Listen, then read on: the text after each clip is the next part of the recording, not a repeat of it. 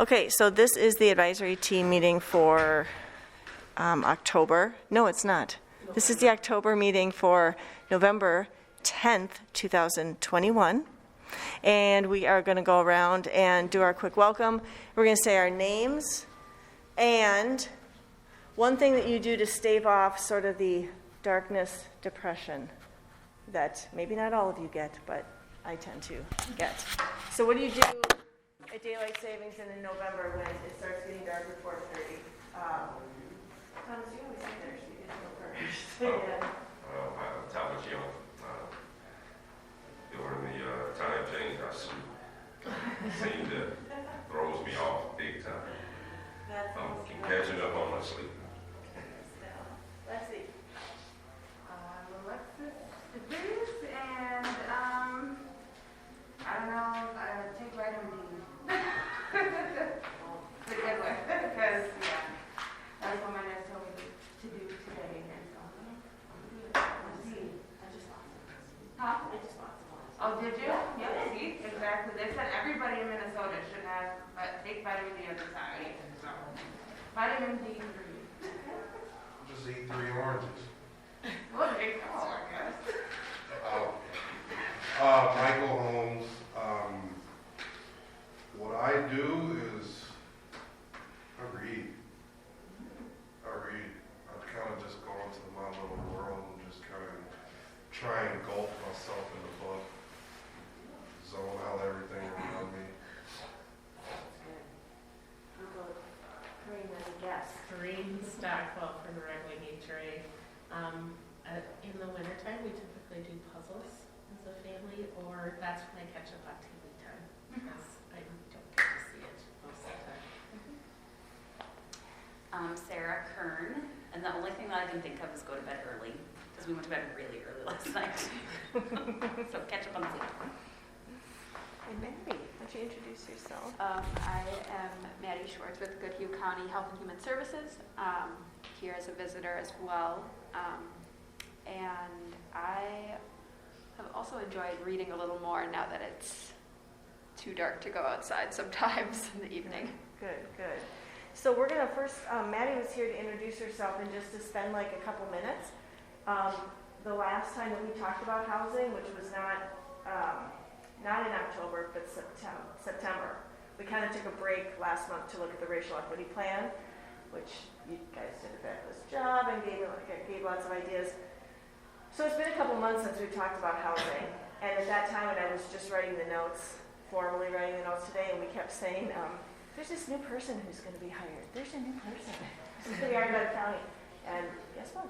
It's me. She's here. So, Maddie, can you just tell a little bit about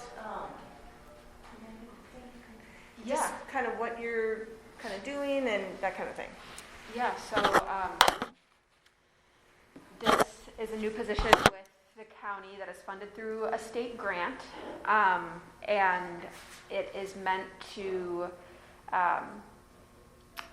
allow me to form connections with other housing providers, landlords, those in the housing space outside of clients specifically looking for housing, so it's not going to be a direct outreach position. But there is some hopes, I think, of me being able to connect with landlords and maybe work with other community agencies to look at incentive programs for renting to folks. And some of that is still learning about what the needs are, because the county hasn't had a ton of connections in the housing space specifically in the past, just due to a lack of capacity. So yeah, still learning, still meeting with different agencies and learning about what the needs are. And I was trying to listen to one of the past meetings and realized that it would be really helpful to listen in. So Thanks for coming. yeah.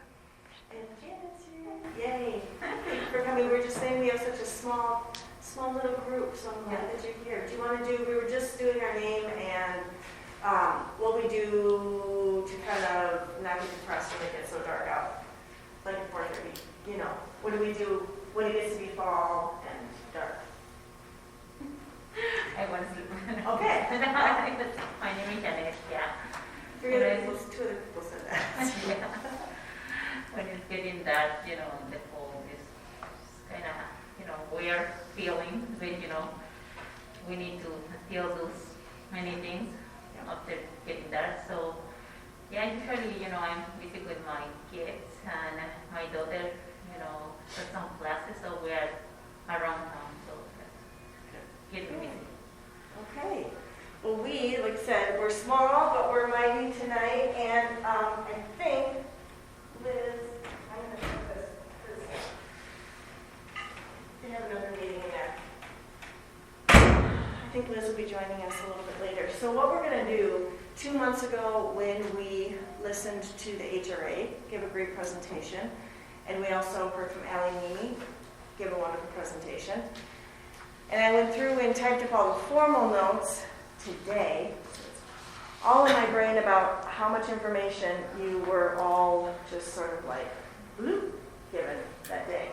And so now today is your day to talk about things that you would like to talk about. And what we're going to do, I'll just kind of give you a quick rundown. And we probably will be done a little bit early just because we have a smaller group today. There are 8 sheets around the table, and these are things that the group kind of brought up during that last meeting. Janet, you were here, right? You were here during that one? That was your first meeting? Okay, I just haven't remembered. Yeah, I just have the notes. So there are 8 sheets, and what we're going to do is let's take mobile homes. Each one has experiences on the left. So you would write down, and you don't have to go to all of them. You go to the ones that you feel you want to go to. If you, your family, your friends, anybody you know, doesn't have to, it can be anonymous.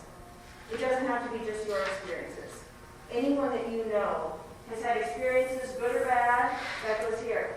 Ideas for what you think could be made better, and here are any concerns and challenges you have. You might not have an idea from them, but here's just the idea, the things that you think, are kind of opportunities or things a little bit working against us. This is housing limitations for undocumented residents.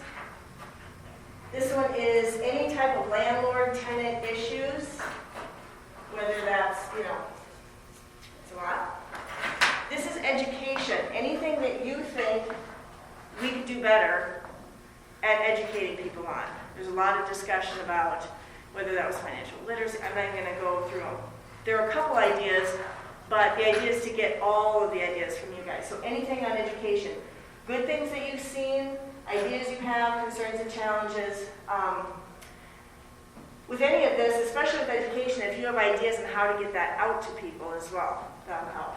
This is on homelessness. I did talk with Allie today, and I said that we were going to have a sheet up here about homelessness, and she gave me 4 questions that people, at least if you are interested in this topic and you're willing to think about it, she has 4 questions here. I will quickly read that aloud for that one. One is, how can we more quickly connect people who are homeless or at risk to actual housing? What services are most needed to support people to stabilize them in housing? What are some opportunities for community members as a whole out there in the public to be involved in addressing this housing crisis? And the 4th one is, how can we provide better information about all the resources and services that are available to the people who need them? So take this for what it's worth, but these are some questions she was interested in as she puts together her, the strategic plan for homelessness and housing instability. Okay, over here we've got zoning issues. A couple of things that were brought up, specifically were brought up with things like parking. Why do we have to have 2.1 parking for every single unit? Questions about more zoning for small lots, small homes, being able to keep someone in your family in an out, a renovated garage. There were a bunch of stuff that was brought up. If you have experiences, that can either be experiences that you've seen in other cities too, ideas, concerns, and challenges. As you do these, there are sticky notes and pens. You just put it up here. You don't have to put your name, be anonymous. This is the stigma of Section 8, and it's the stigma of Section 8 by both landlords residents.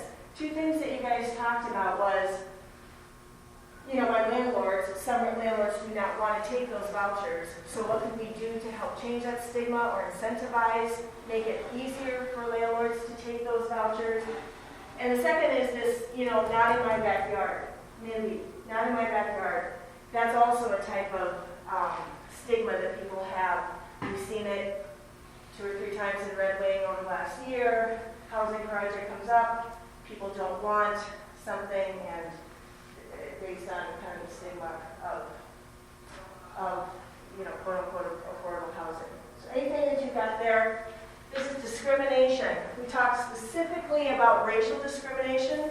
Michael also brought up things like physical disabilities, really any type of discrimination that you said, Michael, this one, yeah, just kind of discrimination across the board. So, and I didn't put, I'll put that down. Experiences, ideas, concerns, and challenges. So there are 8. We're going to take some time, and you can write down your ideas there at the table. You can write them there at the table. We're just going to, it's sort of just like brainstorm. It doesn't have to be anything that's perfectly formed. And what the idea is then we would report out on these, and then people would get into, we don't have so many people like that, but we would get into small groups, and maybe today we just divide into 2 small groups for a short period of time to brainstorm, a little bit deeper on some of those ideas that you have. Okay? So we're getting the ideas up, we're reporting it out to the group, and then we get together in small groups to talk a little bit more through your ideas. The idea is at the end of this, we will have some things at the city that we'll need to kind of research, figure out what the city can control, what maybe a collaboration between the HRA and county and city could control, what other people could do, and bring back the next time some things because what we are looking from this group is some recommendations to city council. Because this is housing, and because housing, we don't have a specific housing department in the city. We have the HRA. It's kind of like a little dotted line. I noticed that you have an email, like the city email. But we also have Maddie here, who's new from the county, so there are more opportunities. And maybe the group even makes a recommendation that maybe isn't a city focused, but it's community focused. Okay? Those recommendations don't have to come at the next meeting, because it's a lot. Like, there's a lot here. And maybe the group just figures you want to focus in on 2 things. I don't know. We've got like all that information in September. We're going to get a little bit closer to see where this group is interested in, and then we're going to keep getting closer. Right. So really, all the information that these guys gave is pretty much there. Okay. But what I will also, and I'll show you, Lexi, some of the materials that are on the website, so you can look through them too. Yeah. Do people know what we're doing? Do you kind of get what we're doing? Okay. So we'll take some time, and I would say our guests who are really here to listen to all of you, but we would love to hear your ideas too. And so my only thing is, and I was going to tell people from the public if they were here, if you have a sticky note, I would just put little asterisks there so we would know, oh, that's a guest, everybody else is the team. Okay? Okay. Yay, go team. And my guess is we will get out a little early tonight, so I'm sure no one is too upset by that. And I'm glad that you guys are here.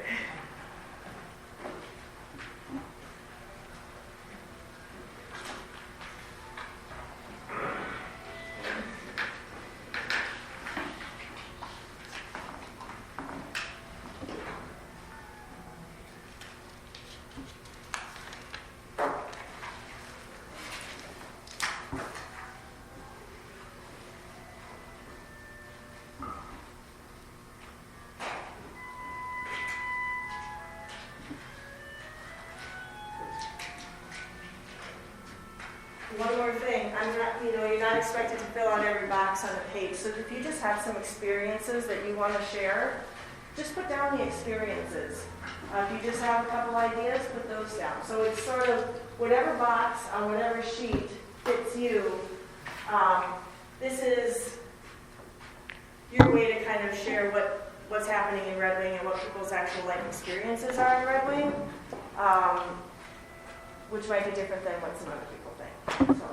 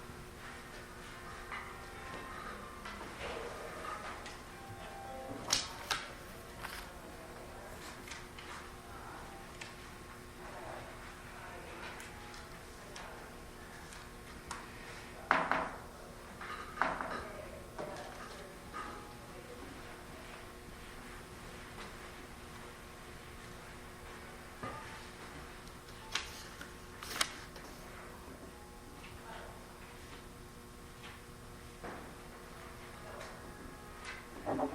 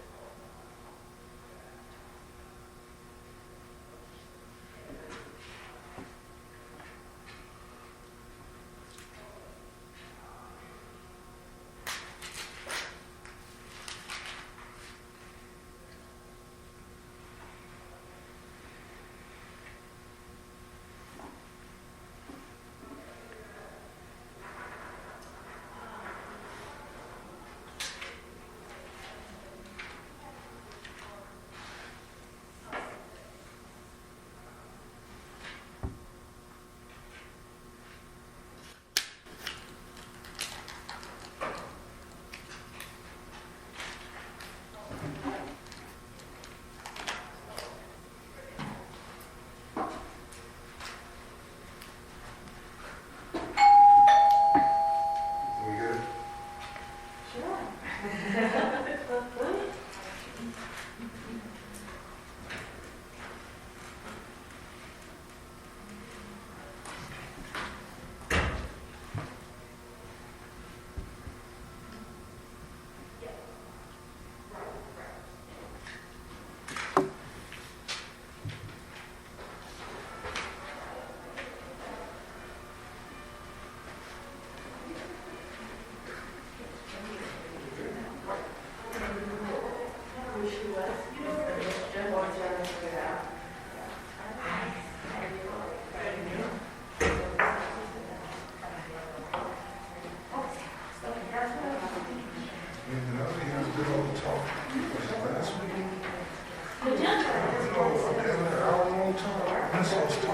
Yeah. I'm guessing it was probably last Thursday or last Saturday when he was drinking so much. It usually catches me when I'm drinking. Yeah. Our conversation will go for about an hour. Yeah. That's when he gets really chatty. I just like That's when he likes connecting with people, is when I like he's drinking. venting with him. Yeah. It's like, they understand me. 25 years later, fool better. Yeah, right. Yeah. Yeah. How's it out there? Where y'all at? It's good. I stay out of it all down there. I do. I stay out of it down there. The less anybody knows my name in a small town, you know, or that I'm on their mind, the less story that they'll create. That is totally what I've learned in that town, is keep your name out of people's minds. Because they will concoct the craziest story.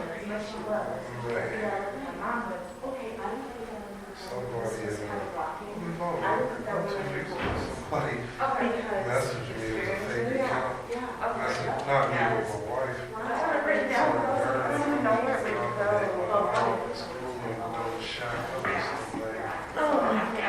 I know, Sarah. Your wife died laughing. I bet she did. I'm like, are you gone? She was like, I know you're at work. Shut up. I'm not even gonna go there with you. Like, Yeah. You are surrounded by women all day. I know. And she loves it. She loves the fact that, yeah, I know you're good. I know they're gonna keep you alive. That's the women you're shacking up with, all the women in the office that you're talking with. Oh man. Yeah, see, it's, like I said, I'm just that, keep my name out. Right. Okay, so yeah, bring that. Yeah. Just stick it right in your experience there. Yep, and then we'll- Life would be so much simpler if people would just mind their own business. Right? Just mind their own Yep. business. But now they're just too bored because they can't do anything. So now it's even worse. Like people are just creating more and more drama now because there is nothing better to do.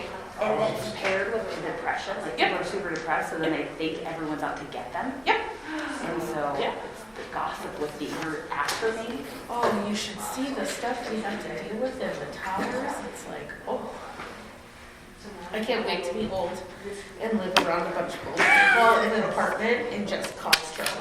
Non-stop. I can't wait. I'm gonna say so-and-so shacking up with so-and-so and so-and-so and yeah. Because that we hear a lot. Crisis. How much is it? You got 60, Okay, I 70, got 80 these right there, I think people. it's fine, I So-and-so got is half hour of having sex with information. so-and-so down the hall. It's like, really? You're really Yeah. having sex at Luckily, there's a 75 really years good old? volunteer Really? for this. Adults can do what adults want to do, as long as they're both consenting. Yeah. Have at it. Yep. Enjoy. Yep. If you can do it, go ahead. Does it really matter? You know? Like, gosh. The babysitter attitude that you get, the older you get, the more you end up babysitting. It's just Sorry, I'm not going to interrupt you. Oh, you're good. Good. I just thought it was just so fun. I'm glad you're here. So I could, for you to hear that story. I just thought it was the funniest thing in the world. Yeah, it was the night we went to They've been at the shelter since we opened. date night. We had a little date night at It's the kind of Tiara, that's so. what down the way to West Virginia today. That was because she came home, dropping Haley off to her mother's. It's amazing. She must have got the message in between Yeah. that time. Brainless. She came in, she just Isn't that cool? bang. I'm like, oh, hell. I'm like, all right, let me see what else we can do.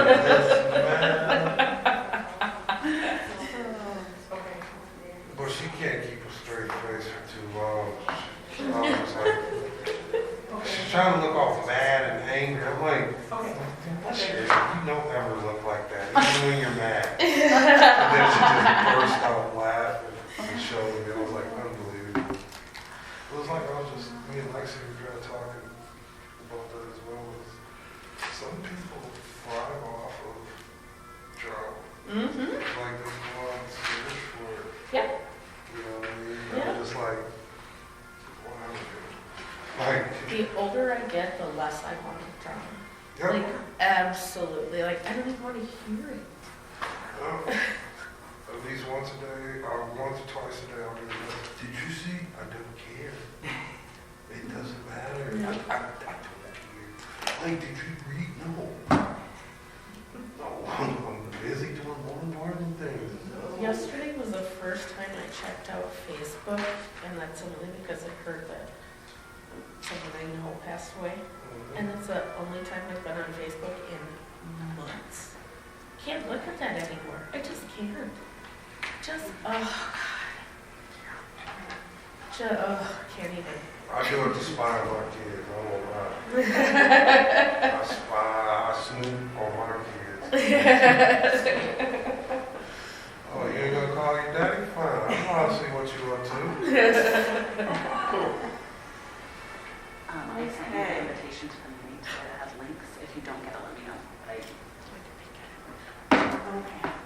Did Pete tell you that We'll we're do it. grandparents? Nope, go at it. We got a couple more minutes. You keep writing stuff.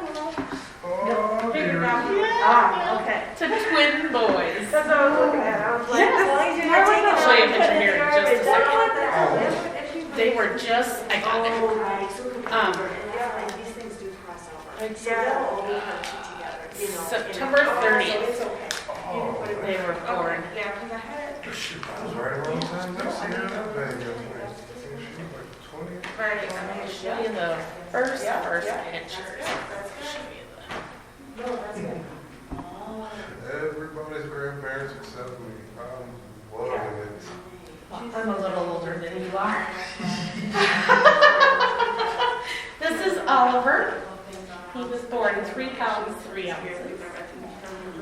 Desmond, and 4 and 5 pounds. Mommy,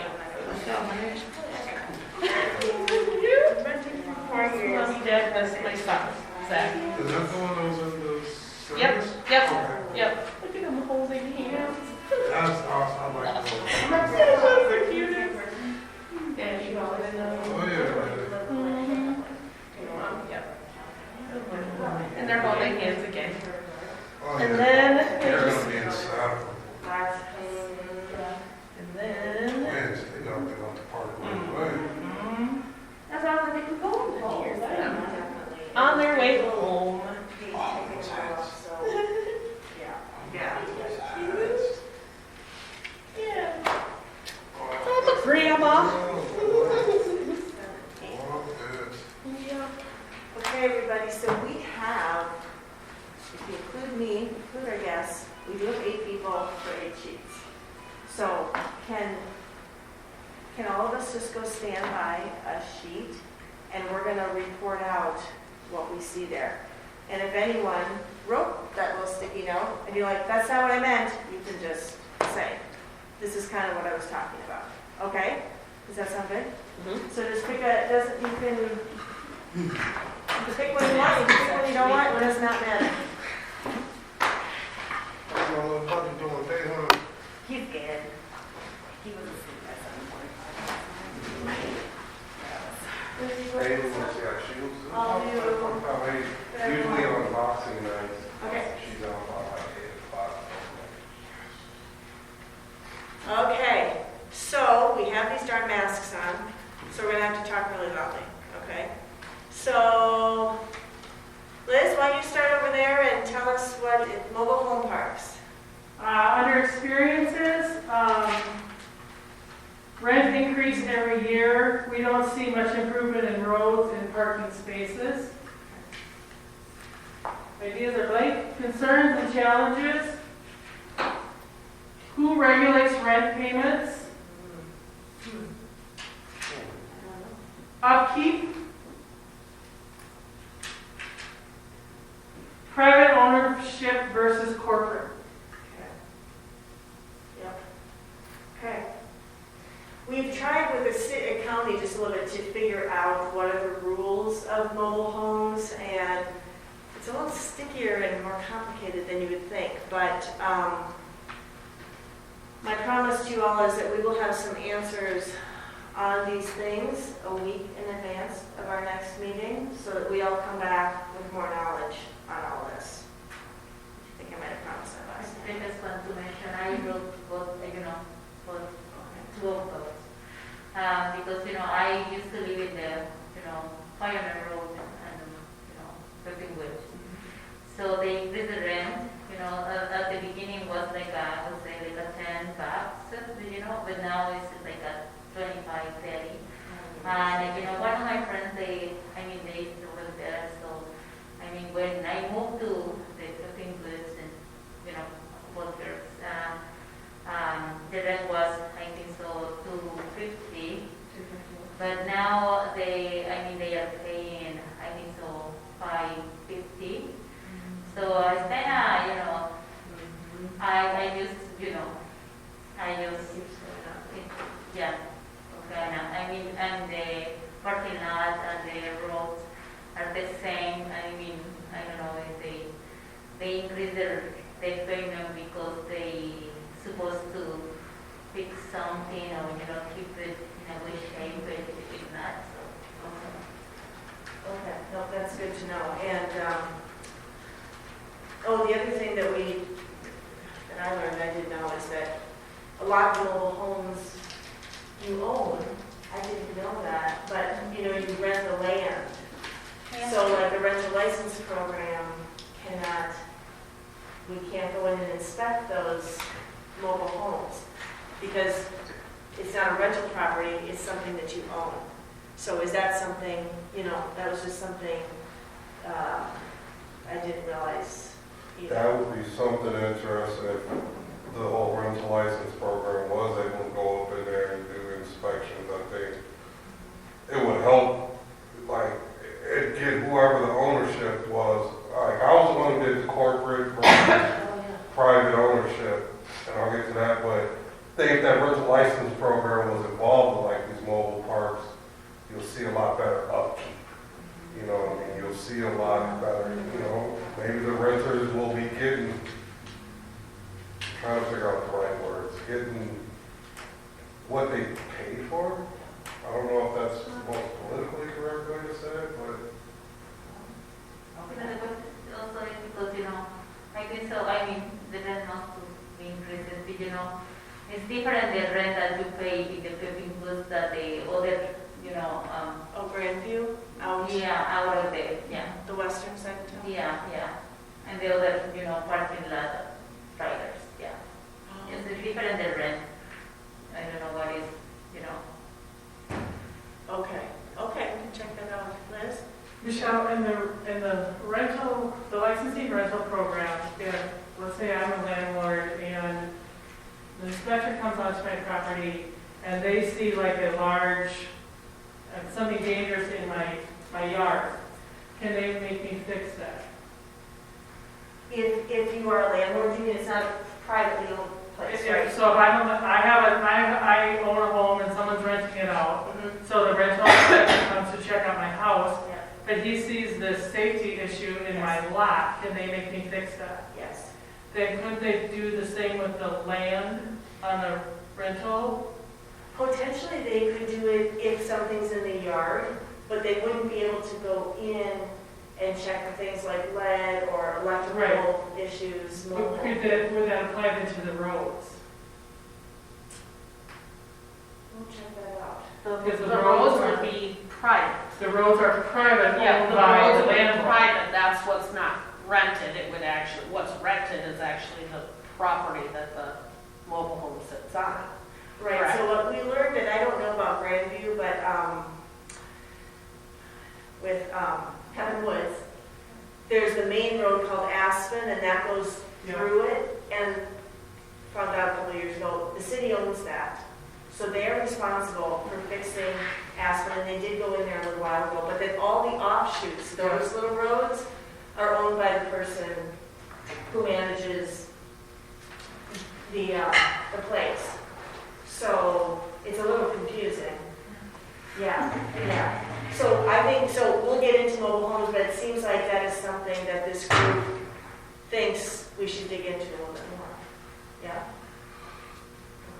Okay, Janet, what do you have? There's housing limitation for undocumented residents. If I just, you know, the same comment that I said, people without, you know, social security number can apply for any housing programs. We discussed this last, you know, concerns. And your question is there any program that accepts income proof, I mean taxes, with the IT number? Oh, say that one more time, Janet. Is there any program that accepts income proof? I mean, I see. taxes, the employee or something with an IT number?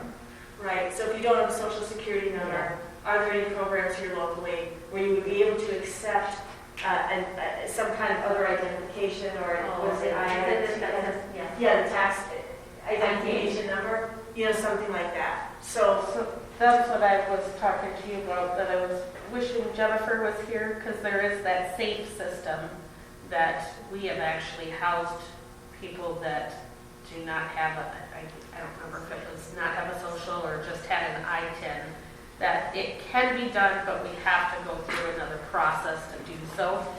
I don't know anything about the program, never done anything with it, so I'm not going to speak on it, but I know there are programs that we can do if you have an ITIN or potentially not even have a social security number. But I don't have enough to speak on it to. it's called the SAFE program, The SAFE program, yep. and it's one specific program. Yeah, and that's what Jennifer started to talk about last time that we were here, because one of those questions was brought up, but. I'll let you know some information about that and the rest of the group, but I'll put that under ideas, the SAFE program, and is it enough? You know, yeah, we don't know enough right now. People Yeah, I don't know enough to speak how they on get it, that but- information. Okay. I thought that money could not discriminate based on immigration status? That's why that safe system is there. So Okay. I think it can be done. I just know there's extra steps that that they have to do. I don't know enough about that to, say, yes, you can, or, Yeah. I don't know what the Because circumstances Janet's are. really connected, so if she doesn't know, you know what I mean, then maybe there are other ways that we can help get that information out. Okay, good. Okay, okay, I'll do the landlord-tenant issues. Alexis, can you maybe tell this one, because this is yours about the flag? Do you want, or no, do you want me just to say it? Okay. Yeah, it could be, I wasn't really sure where to put it, because it's with the landlord, but it's discrimination, as they said. So like, you can go ahead and read. Okay, what it's it says not being able to hang a Black Lives Matter flag because it's, quote, political. Renting for 4 years and never had an issue until recently. And now tenants aren't able to display something that they want to based on what the landlord says. And I don't know if that's, I don't know. This one's, okay, so ideas. We do have some ideas here. One is called the Second Chance Program. This says, change disqualifying standards as, okay, who wrote this? I did. Yay. Okay, Liz, go for it. So often what I find when I'm working like with the guests at the homeless shelter, when we get them into helping with housing, is a lot of them have some type of criminal past. And so the programs that they are trying to get into disqualify for them from getting into them because they have this on their record in the last 5 years. So for me, it's really hard to be homeless for 5 years and not have something on there. And so it's like this, this vicious cycle because they can't get into the programs that are designated for homeless because they have something on their record. And then yet they have something on their record mainly because they were homeless and this was going on.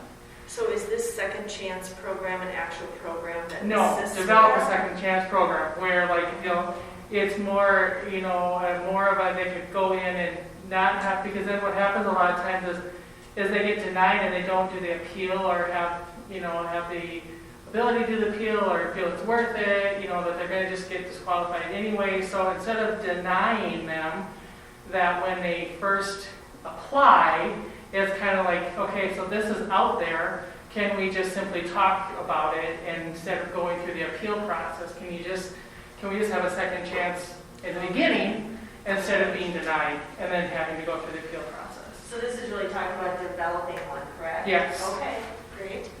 Okay, awesome ideas.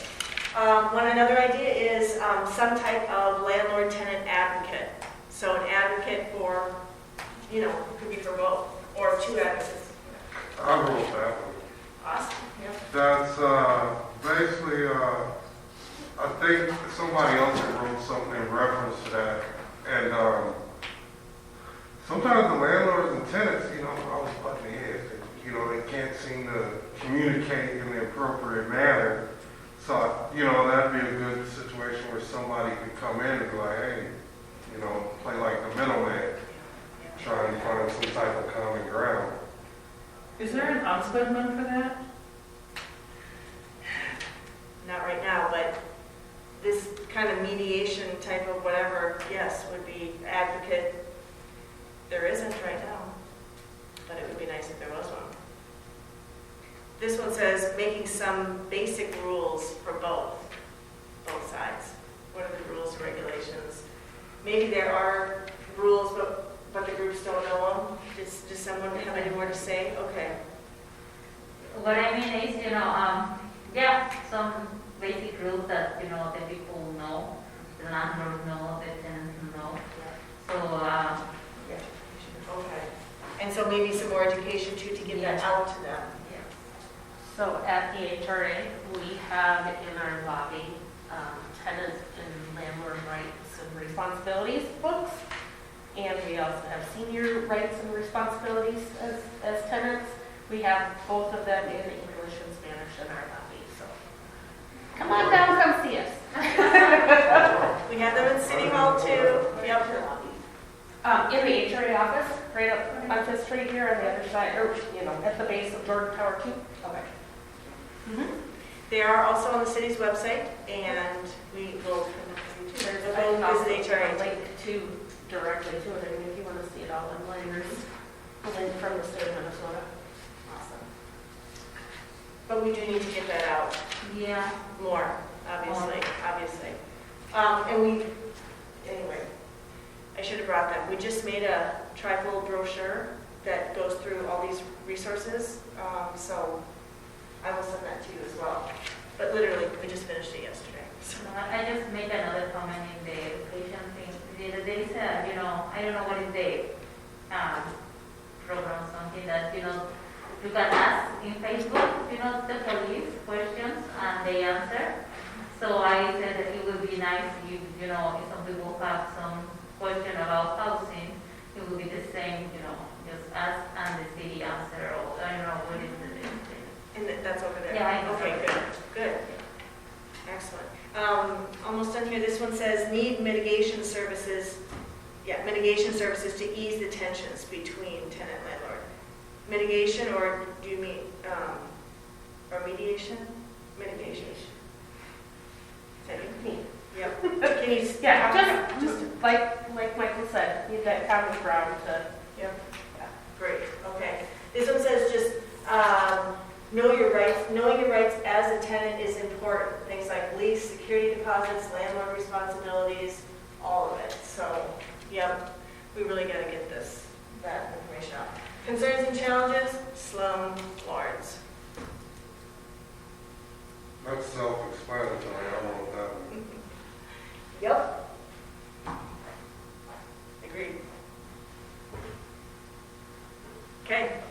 Lexi? I'm not sure if this will go okay. I'm guessing no. I know that a lot of people are having issues getting in places because they're asking for a lot. Like, you can have everything, you need to, but working in Red Wing is really hard to make 3 times the rent or something like that. And it's like, especially like being a single mom, like a single parent in general or something like that. So like I know that that's an issue too. Yeah. Like if, making 3 times the rent isn't exactly easy for people that are working say at a hotel or Yes. whatever, like wherever they can get in at the moment. Mm-hmm. And so, yeah, I don't know, I feel like if you have everything else, rental history, all that stuff, it shouldn't be that big of a deal. Right. And, yeah, that was one thing that when I was writing the notes today, and I think it was Corinne who was saying that the housing choice vouchers, which used to be called Section 8 vouchers, that list has been closed for a year and a half.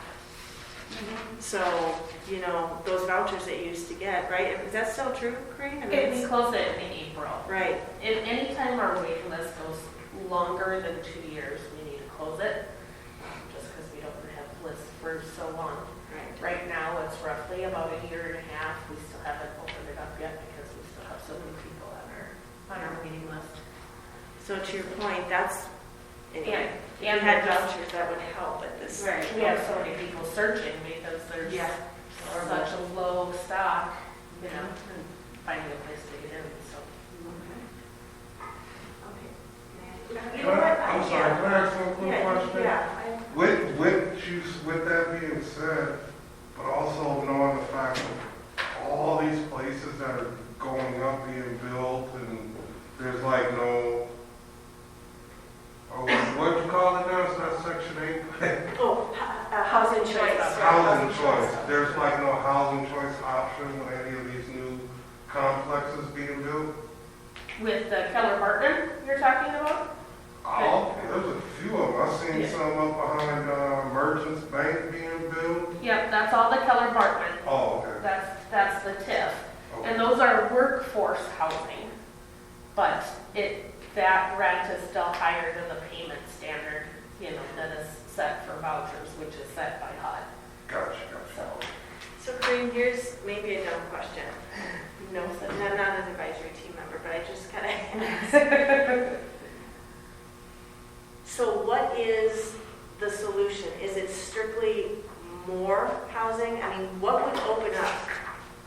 I mean, because you said in the note, 150 families, you said in September, 150 families or people were on that list.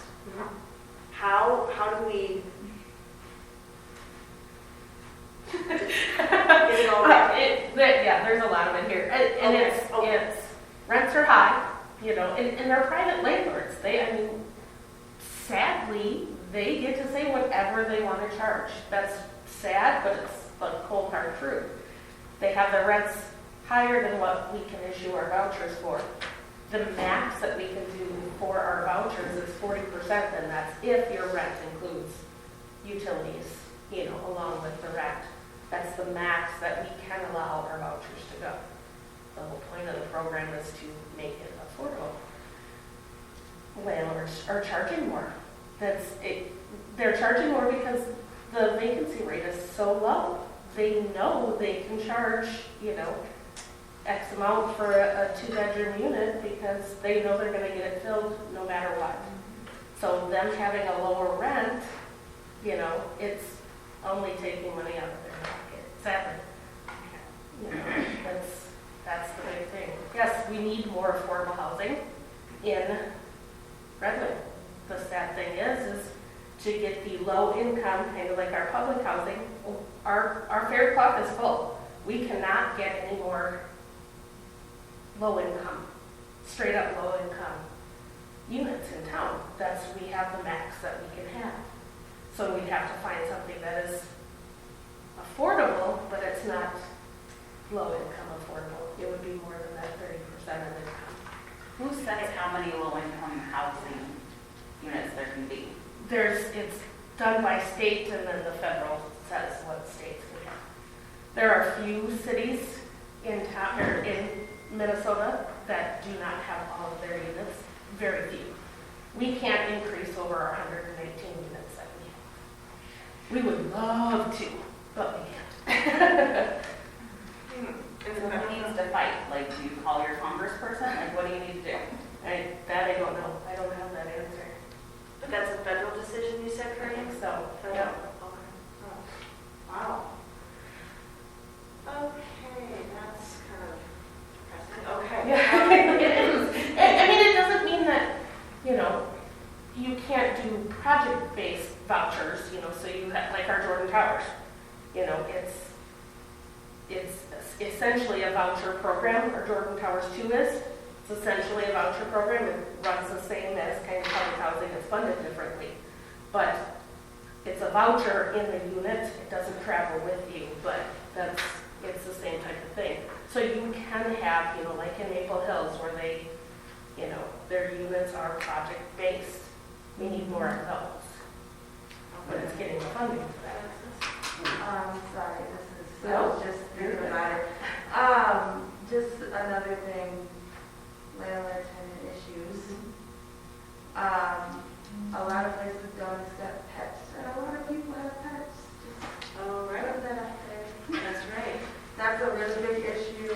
Breed restrictions, that sucks. I feel like it should be something set in place where you keep the animals to their death. Because I have a pit bull and he is the biggest baby you'll ever meet. But I can't get in anywhere because I have a pit bull. Okay. I'll wait until you're bored. Okay, we're gonna let Maddie talk about this. No, you're good. So many years, no. All right, so for homelessness, under experiences, I have very hard to get in anywhere. Friend has 2 kids and was technically homeless, and the county said they can't do anything unless she went to a shelter. So, not having resources. Yeah, that's, okay, I did that one. And she wasn't given really any resources. They basically just said, hey, can't help you unless you go to a shelter. And she was like, well, I don't really want to, you know, I'm telling you, I'm going to be, I'm my mom, whatever, and, you know, homeless, I can't live here forever, I don't want to have to bring my children into a shelter if I didn't have to. And they're like, yeah, well, you know, she obviously got on the waiting list for, you know, she went down to the housing department and all that and got on the waiting list, but she was like, basically told them like, this is an urgent, like, thing, needs something, can you guys get me into even a hotel or whatever? They're like, no. So, I just feel like that's an issue. Because like, basically they're like, if you're not out on the streets with your kids, there's nothing we can do for you. I do know a lot of the programs to assist with that. Their first requirement is they have to have proof of a night of homelessness. So they will say you have to, I mean, Hope Coalition can speak to this too, you have to have a night in a shelter or like a hotel paid for by a shelter or something like that. That will kickstart the program, but they have to have that shelter expense form deal thing. They have to have proof. That's how they classify it as homelessness.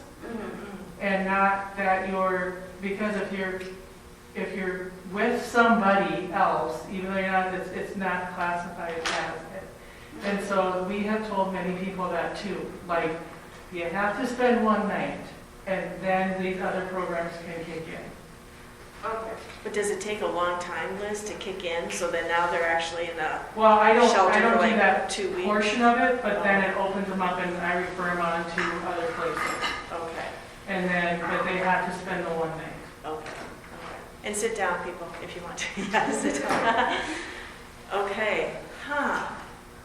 All these things. Okay. I also know that, you know, when we have folks call the county and they do not qualify for county services and they're looking for housing, we're referring to Hope Coalition, Hope and Harbor, the homeless, the Red Wing Haverhill? Committee. The homeless committee, Red Wing area homeless committee, Oh, We're- HRT? with Beth. Oh, okay. Yeah, no, and we're referring, that intake is referring back out, and some people have already been to the, so we're definitely like giving people are getting turned around, and that's the only place that the county is able to send people. They are not clients of the county. We did just create a flyer with the four, with Hope, with Yep. Hope and Harbor, with the Red Wing Area, they're called the Red Wing Area Shelter Committee, because they had to redo the flyer to change their name, and then Three Rivers Western Community Action. And so there is one flyer now that's starting to be distributed that lists who does what with who and where to go and all of that. So that is starting to be out in the And we community. need to probably get that translated, and the city could do that. Yeah, oh yeah, we definitely should have it translated. Yeah. Yeah, yeah. Linda created it. Linda Flanders created it. And we have it, we put it out on social media and in City Beat yesterday, but we definitely need to. Absolutely, good point, I didn't think about that. So, Okay. but that just came out, Monday, So I like, think? Yeah, so there's starting to be a more centralized point to it, and the flyer was, Jim Magnus and I sent Randy's a couple weeks ago, and we talked about doing one, and then like 2 days later, Linda's like, hey, let's do one with all four, and we're like, cool. Good. So, I was, as I was writing down, I was talking about, it's just more of a general thing. I don't know the details because it wasn't my experience, but you said it was like friends, whatever experience. But so I'm not sure if she went to the county. I said I'd have to ask her more about it, but I just remember her coming to me and being like, I don't know what to do. And that's what I got out of it. So. Right. and there's so much bureaucracy. The federal level requirements when you're doing homeless services says the night before you give the service, they have to be homeless. And so I've done it, not here, but in previous places, said the night before, find a place for your kids to stay and sleep in your car. And then you say, last night I slept in my car, and then it triggers the thing. But it's bureaucracy, it's just meeting this, like, you gotta do one Checking night. the box. yeah. Wow. Gosh, okay. Under ideas, you have permanent supportive housing for folks with disabilities, physical, mental addiction is needed. Seattle has a great model. So whoever wrote that, is it you, Sarah, or not? Yep. I just heard Seattle, so I thought maybe. Can you say just a little bit about permanent supportive housing? Is that what you wrote down? Permanent Yes. supportive housing and what that is? Yeah, so it's a different type of homeless services where people can live in a complex of some kind, and a case manager lives on site. And people living there aren't required to receive case management, but it is available for anyone who lives there. And the requirement of living there is someone in your household has to have a disability. So it could be physical disability, mental health diagnosis, or a addiction diagnosis. And it just helps people have more success in independent living. And Seattle built like 8 complexes downtown for people to live in. And it's usually subsidized by how much income you have.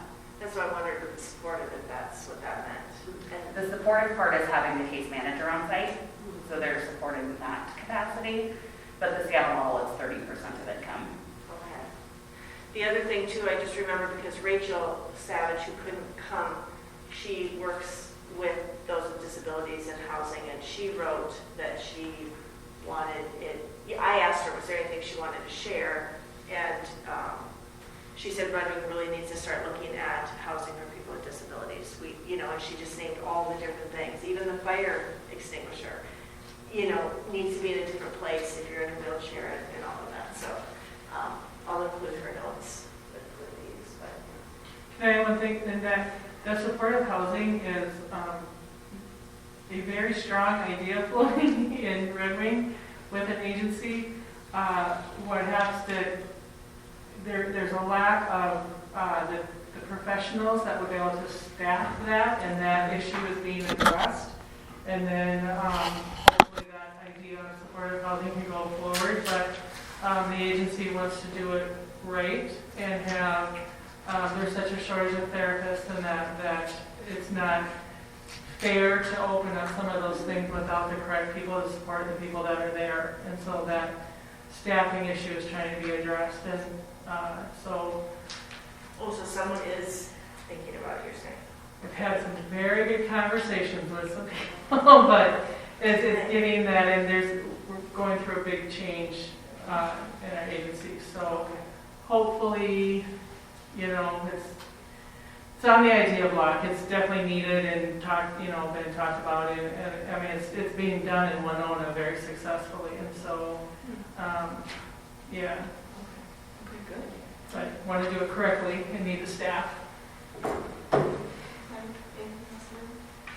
Are there building incentives to create more housing stock? And then emergency housing? Do we know yet what St. John's is going to become? Is it just going to be an empty lot, or is there any plans for it? Well, right now Mayo still owns it. Yeah. And I know very little. And Kyle, if he was still here, would be able to talk to us more. But, obviously it's coming down. Yeah. And we are waiting to find out more. Okay. But it definitely will not, it's not meant to just stay an open, empty lot. I think that when developers looked at it, it was harder to think about buying it and having to take down because it was so expensive to take down. And now with it being an open space, I think the idea is that it will be much more amenable to lots of different ideas. Only I'm right guessing there, in a it's month gonna we'll go know is more. what the neighbors say in that neighborhood. Those neighbors ain't gonna allow, I'm telling you, right, they will not allow no subsidized housing in that neighborhood. Not The thing is that they, Huh? Not in my backyard. actually, What did I? I don't see them doing, it's gonna be like a single family home for the bourgeoisie. and again, I'm doing this caveat that I'm probably not going to say everything correctly here, but the neighbors don't have the decision-making power there. The developer would come to the city council for a zoning change, and the council can decide what's built there. The neighbors can give their input, But if it is within city regulations, and maybe it's a conditional use permit, so a special permit for that area, the neighbors have input, but they, you know, they don't own the land.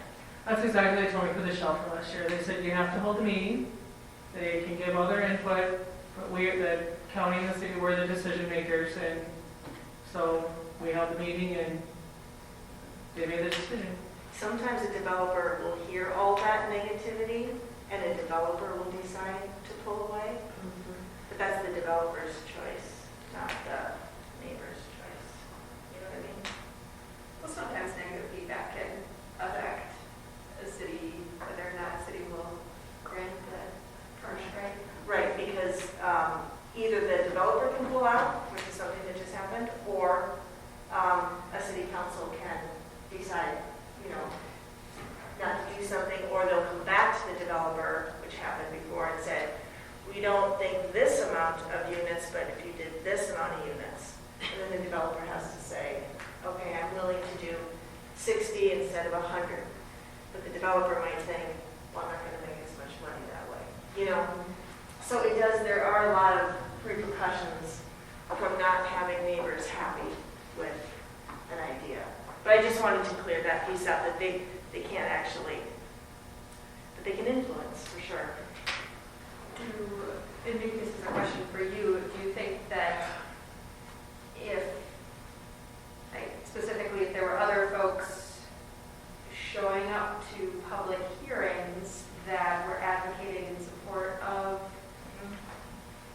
affordable housing development, that would make a difference? How much does that happen? Never happen. I think it would happen more now because we've had a number of housing things happen over the last couple of years. And the community discussions have been happening more over the last couple of years. So I would be more hopeful that there would be people on folks, you know. Yeah. Did we ever find out who that headhunter lady was who came and spoke in support of the Kelly Barkman one? I think they hired her. She was really factual on what the economic impact, positive economic impact would be to having, like when she's not the TIF person, she was, I remember exactly where she sat in the city council meeting, the very front corner. And she went through the facts and the figures of everything of like what that neighborhood, if that one St. John's development would come in, and then she turned it of what we're losing daily by not having that kind of housing where, because our people are driving in and driving back home, you know. But she was really good, and she was some type of, I'm sure it was Keller Bartman who hired her in. And she had a lot of information for why we need more housing, like the workforce housing, and how much we're losing every year not having enough housing in town. Okay. That Yeah, wasn't I mean, Mary Bijou, was it? Huh? It wasn't Mary Bijou, was it? Oh, she was tall, thin. Headhunter's not the professional name, but that's what she was. She was an economic impact person for the project of saying this is, if you don't, this is what. So you're saying kind of more facts, less emotion? Is that kind of what Absolutely, you're saying? yeah, she's pure fact. So- She just spewed numbers. And it was amazing, the impact, because she started out by saying how many rentals were short and what that's costing us. She involved everything with the per student capita for schools, all of that kind of stuff. She had all those numbers and she just stood up and just rattled it all. I'll look back. She went through even to the cost. I might be getting people confused, but like what the gas stations would make by the guys driving in to build it and eat at Arby's while they were building it. Like she had and all that stuff, like from building it to the families living. Okay. Well, I did put down more facts, a little less emotion in maybe advocating or talking about more housing units. Okay. Are you done, Patty? Yes. Okay. Michael, you got a lot of sticky notes there. Not too many experiences on that, well, none actually. But some of the ideas I got, landlord education on de-escalation, resources for rental assistance if tenants are behind.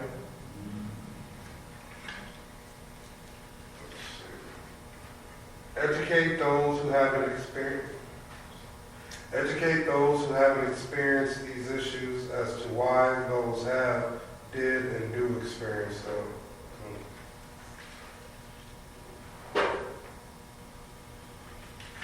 Community education on the need for affordable housing, supportive housing, transitional housing, all needed to be addressed.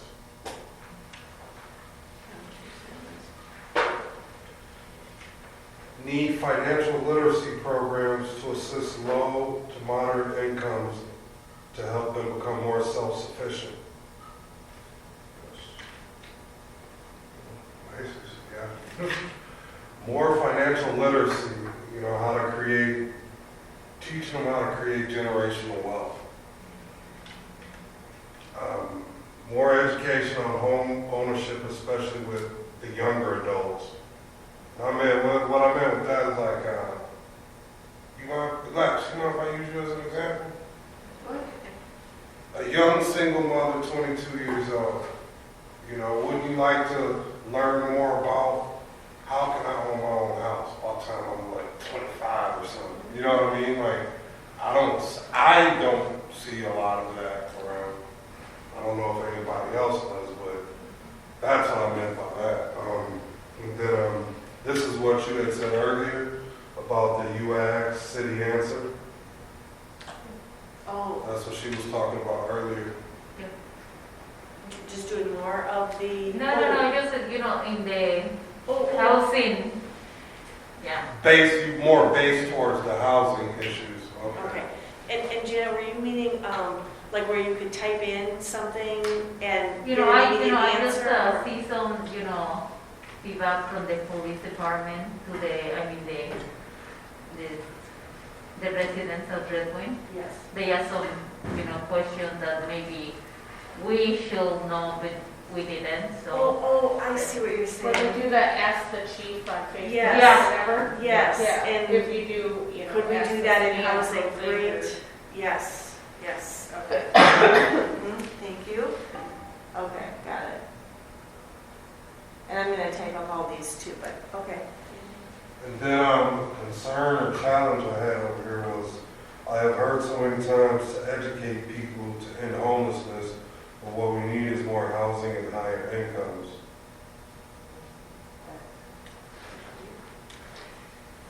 Boy, I got some good handwriting. On thinking about that, this is a really, I like to get on my soapbox because I think that when people think education, they're educating people on how to get housed when, like, the reality is if you don't have the money, you can't get housed. And going back to what Michael said about Lexia, in this country, we don't want to, I don't want to, but there's this pattern of keeping poor people poor. And if you don't have this income, then you should rent, you should never buy. And it keeps, again, poor people poor. And so something that I wrote for the Section 8 area is looking at, are there grants, can we expand the grants for people to own a home? It is so much cheaper right now to own a home than it is to rent. But there's not that step to get there.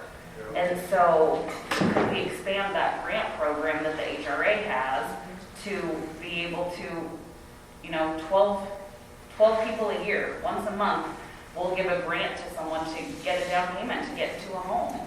And how much quicker could we get people housed that way? That, I don't know. It's very frustrating. Okay. And then we're back to the building generational wealth.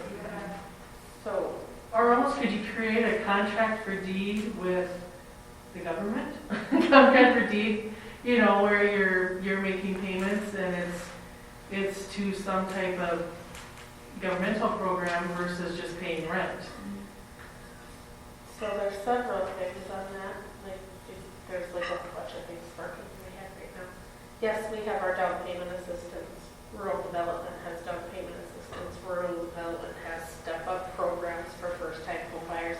There are tons of funding that are out there, but there's also, what is missing is the education piece on how you get from renting to owning, because there are a lot of steps. It's daunting when you have no idea. I know there is, SEMCRA has kind of a home buyer education, kind of preparing you, because a lot of times you deal with credit issues or, lack of financing, lack of income, lack of, housing stock that is affordable. That's a big thing that you see in town here. You have homes that are $200,000, $300,000, $400,000. You don't have those $100,000 homes that people can afford, where you're not spending more than that 40%. So there's those issues. There is, and it's something we're looking into, but it takes a lot to get into it, is to do the Section 8 home ownership program. That's something that is available that we're looking into. So, there's tons of things. It's just trying to get it here and, get the whole package that goes with it. Well, Three Rivers does that home ownership program too. Yeah. Like a home ownership class to get to home ownership and then. But is that it's like the home buyer's class, right? Where that you have to take, in order, with your mortgage, but is there the one that's the financial planning, and it's the credit building, and it's... I don't know. That would be a dream question. Yeah. But I know Habitat for Humanity does that with the whole shebang. I think it's just a matter of... what would be really great, because if we got a lot of these agencies, if we all got together, like, this is what we offer, this is what we do.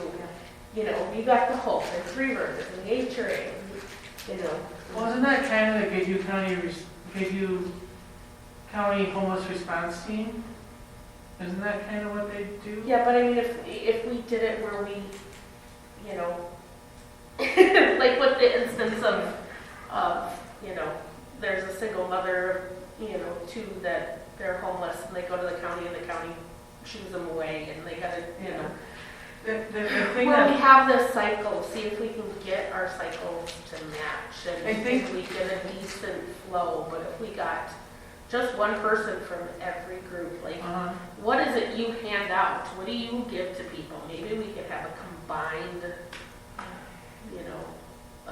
Or brochure. even- Yes. that, and if we could establish like a central place to get information, like inside the city door, because like Goodhue, Habitat for Humanity, I remember John saying, and I haven't talked to him for a while, and I know he's not there anymore, but for a long time, they had 5 lots and funds for 5 homes, and they couldn't get anybody to apply for the homes. He's like, we've never been in this situation before. We have funds to build 5 homes. We have lots approved for 5 homes, and we can't get anybody to apply for a house through Habitat for Humanity. Yeah. And, I had no idea how, I guess I kind of thought like they build a $140,000 home and you had to qualify for a $40,000 home. He's like, no. He's like, we build a $140,000 home, and if you qualify for $75,000, you pay the mortgage on the $75,000. That's what we thought. And I'm like, oh. So it's like, and I've heard of Habitat for Humanity for decades and never knew that. That's a huge difference. Yeah. So you could go in and qualify for $60,000 and end up with a $150,000 house, and you're paying a mortgage on $60,000. But we don't have people but why are we having people in the community to apply for Habitat homes? Like, I know it's a lot of work, and it's a lot of classes, and you're building a lot of time, but you get a house out of it. Yeah.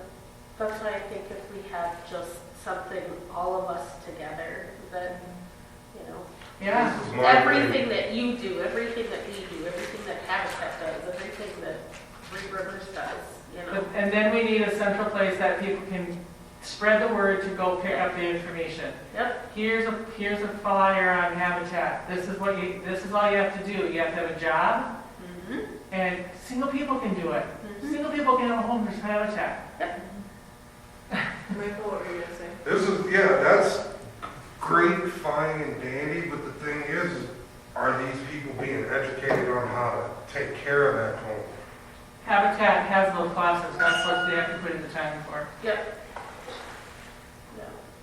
And to finish up that one piece that you said, Kareen, well, and Liz, about the group, maybe we've had groups before that meet, and I know there are some that do, but it sounds, Kareen, like what you're saying is, in addition to just sharing, which is good about what we do, it would be a group that comes together really dedicated every time to seeing what the problems are or the issues are for residents, and then figuring out a way together to make it work better. So we can make a cycle that works. Right, Instead so of, it's not you know, just the sharing. county's like, oh, well, you don't have county services, so you gotta go here. Because this is as much, you know, as basic information that we have, you gotta go there. Just like at the HRA, I'm first to admit, you know, you need help with paying your rent, you know, call here, you know, we just know just generic information about each other. I think if we actually learn more about what each agency offers, we can probably fill in some holes. And instead of go this way because we can't help you, go this way because they can't help you, you know, I mean. Yes. And I think the other thing that would help is, you know, there's a lot of frustration in the community over saying that there's so many people doing homelessness stuff and we should work together. Well, the fact is we all have our little niche. Yeah, we're all working with homelessness and stuff, but we do have our little niche, and there really isn't a lot of overlap. There's only overlap when one can't serve, and so you call them up and say, can you serve? That's the overlap. But getting together and be able to create that flyer that says, see, there's 4 agencies here in town that work with homelessness.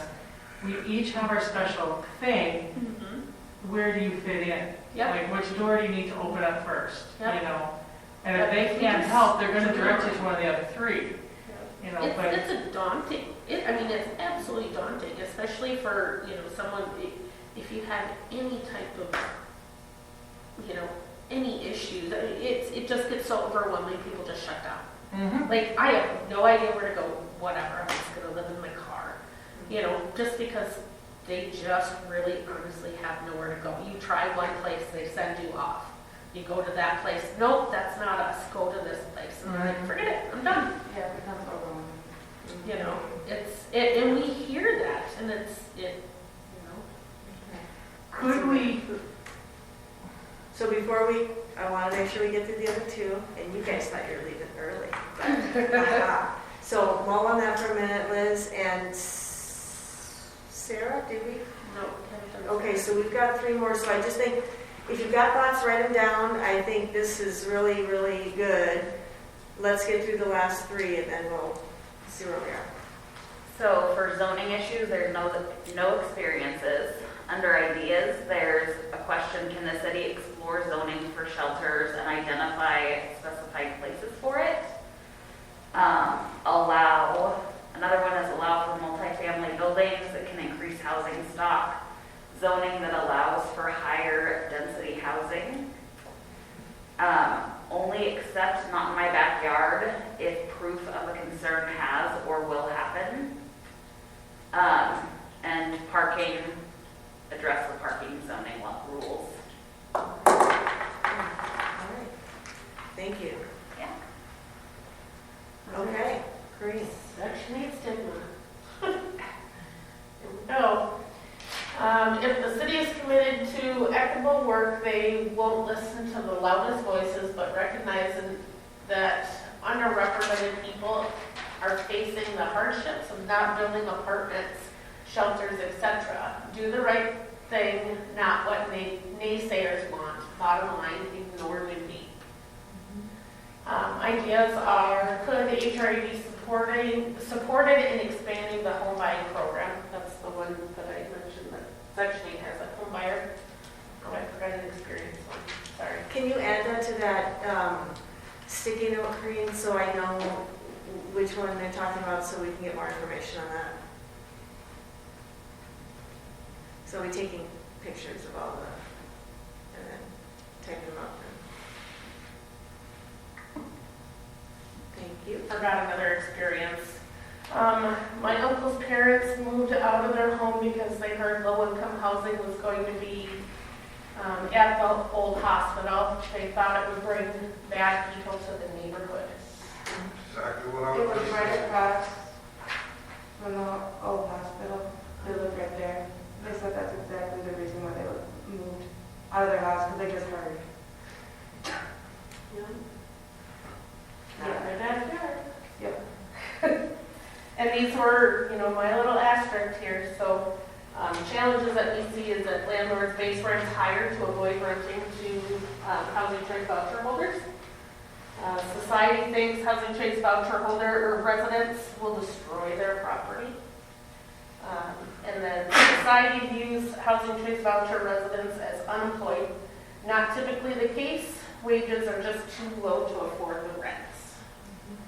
So in what we talked about last time, or what Reagan had said, was of her, at that time there was 130, I think, somewhere around there. Vouchers, she literally had less than 5 that were unemployed. So it's not the case, but that's what everybody thinks, is they're just sitting back and doing nothing and just collecting the benefits. Thank you. Thanks, Corinne. Okay.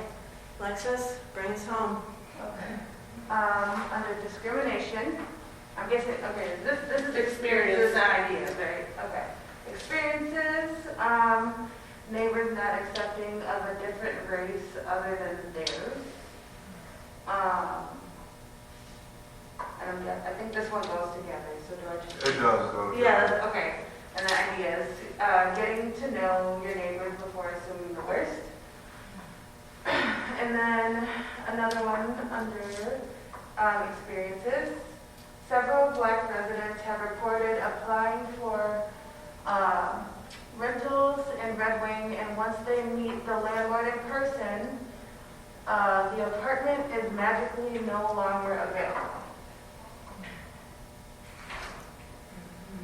And then under concerns and challenges, people not willing to look at the bigger picture.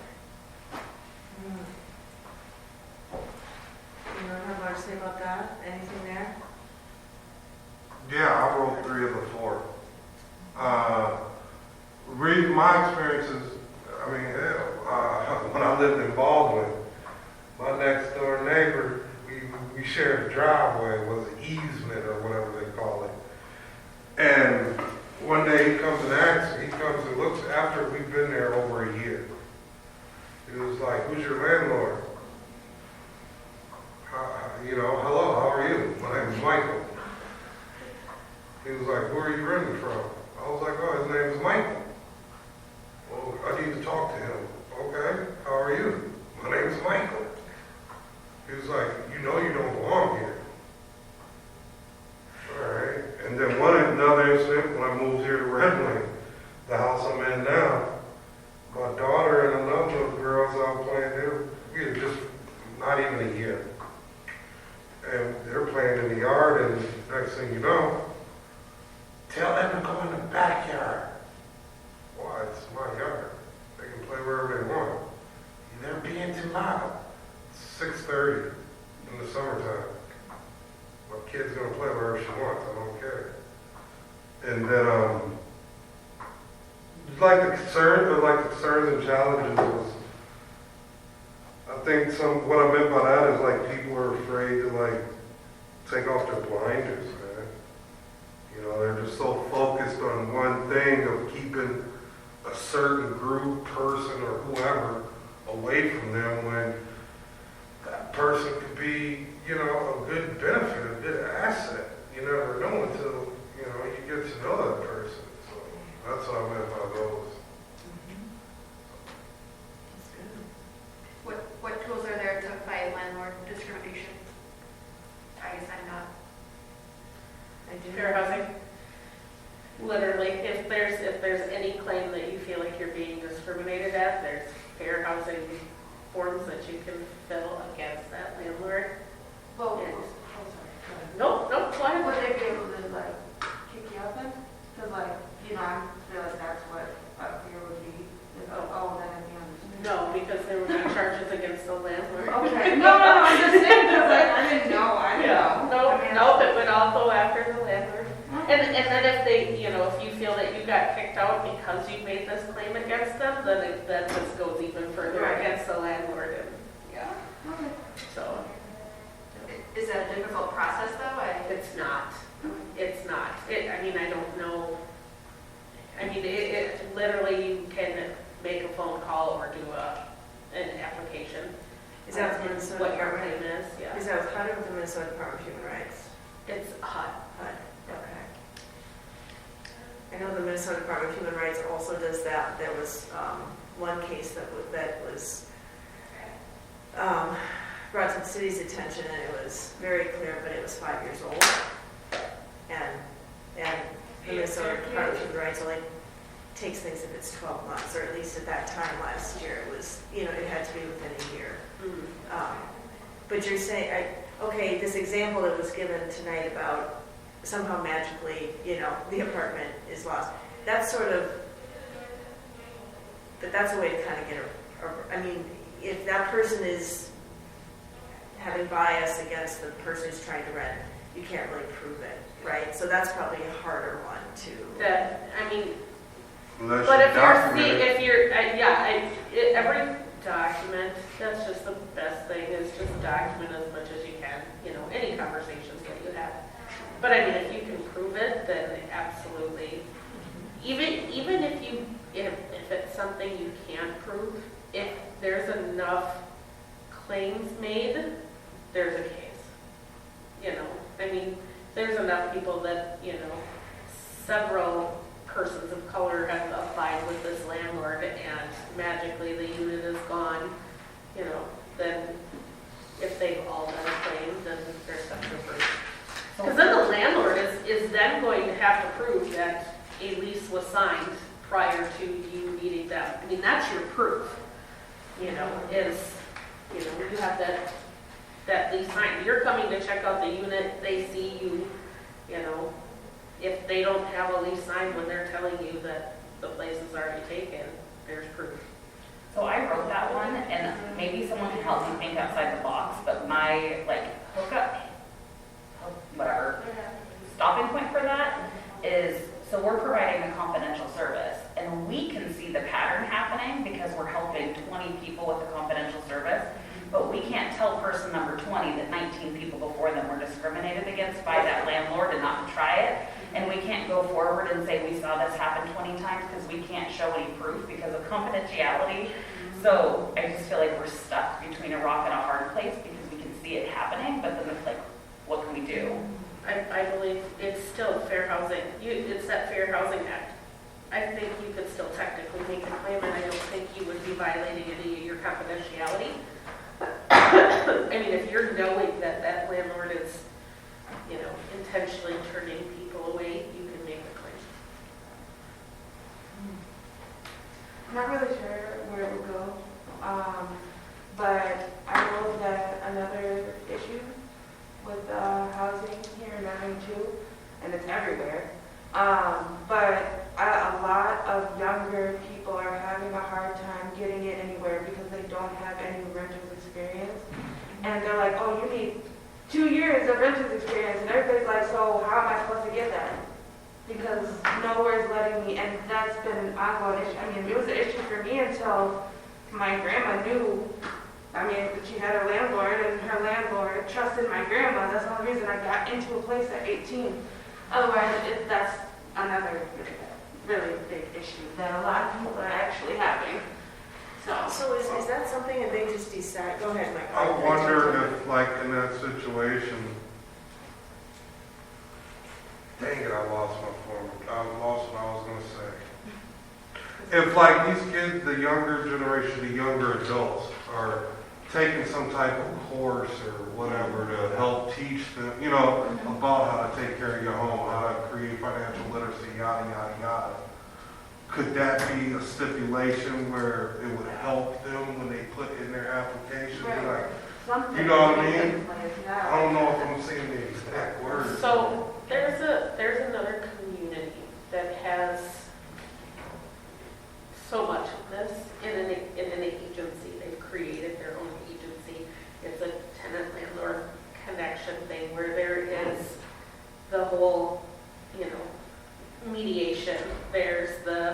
financial literacy, it's the, home ownership, it's the, where you can, and like Liz said, with the second chance, and you said with the rental history, they have classes that are set up, for those that don't have rental history. You take this class, you pass, you get a certification. You take this to your landlord, the landlord gets an incentive for renting to you. If you have a criminal background or something in your background that's gonna stop you, you take this class as you get that certification, bring that certification to a landlord gets incentive for renting to you,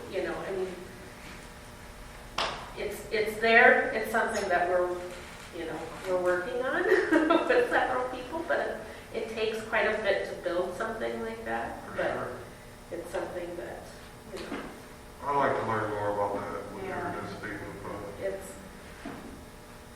the three of us have been doing a lot of talking about this, so it's something we really want to get, and, yeah. We'll send out that link, Michael, to this group. It's called One Roof Community Housing in Duluth. And it's got a link. I can send it out to this group. Please, We just recently learned about it from sweet. HRA, and It's something It would we be would collaborative. love to get around here because it's going to fill in a lot of things. But it's, getting it started takes a little bit. question about what Lexi just brought up about the, needing renter experience. It sounds like it's primarily based on age, but I don't know for sure. It's not, okay. At least in Alexis, your friends, you're saying, and people so they're young. So, can you just do that? Can you as a landlord, I guess if it's your private place, you can say that, but that's not really age discrimination or just needing renter experience. You can just decide that, I huh? think they can get away with that. Okay. We've seen that in the domestic violence shelter for not necessarily young people, but victims of violence who haven't been put on leases because of the abuse. And then they leave and want to get independent housing, and landlords say, you're in your late 20s or early 30s, why don't you have any rental experience? And we have a lot of people turned down for that reason. So I it's, just don't think it should be. Okay. Wow. Is your point, Tim? On the fair housing thing with the discrimination, if a landlord is brought up on fair housing for that situation, saying that, is that handled through the courts or handled through HUD? Don't know. I'm sure, I guess I'm not positive how that goes. I'm sure HUD does a little handling with it, but I'm sure it could potentially be a court thing as well. Because I'm just thinking that would be a way then, Sarah, to get around that, because then you could be subpoenaed to provide the evidence of the discrimination, and then, because once you're in court, HIPAA and all those things have a different take, so like you could provide that information, you're not breaking confidentiality when you're doing it through the court to prove that there is a discrimination happening. I'm not positive how it all happens. But just look at the Fair Housing Act and you can see that, claims can be made, and multiple claims can be made against one. So what the next steps here would be is that on Friday, and I'll take pictures tonight of all the sticky notes and do notes right away. That is the key. And I'd like to send all that out with this link, this example of this One Roof Community Housing. Send out at least the initial notes to you all so that if you want to add or have questions, you can.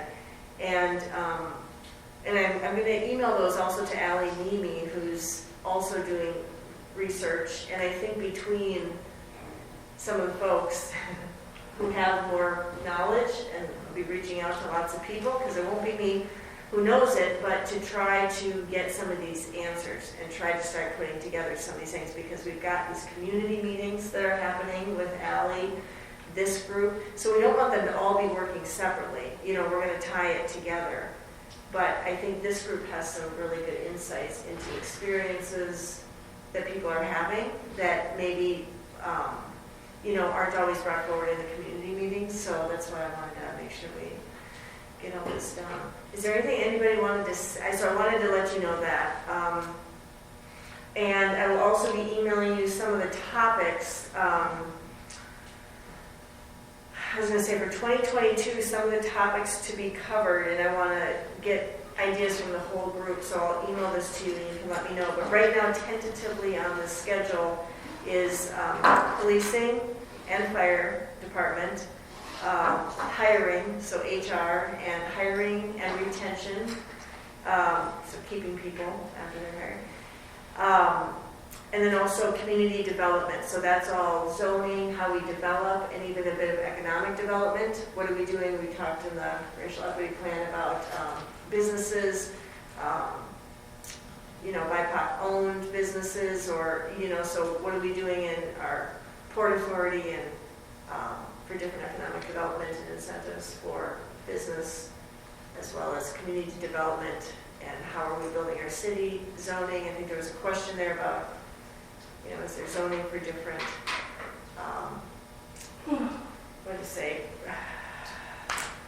treatment centers and things like that. There are different ways to look at community planning around the parameters of this advisory team. So I'll send that out too, and if you have ideas like, hey, how come we're not covering this? Hey, I wanted to handle this. Let me know. Well, unless you have anything else, you got up 5 minutes early, but that's about it. And today it did make me realize we are going to have water and snacks next time, and some coffee, so to heck with it. Thanks everybody for coming, because you know what, for a small group, you guys had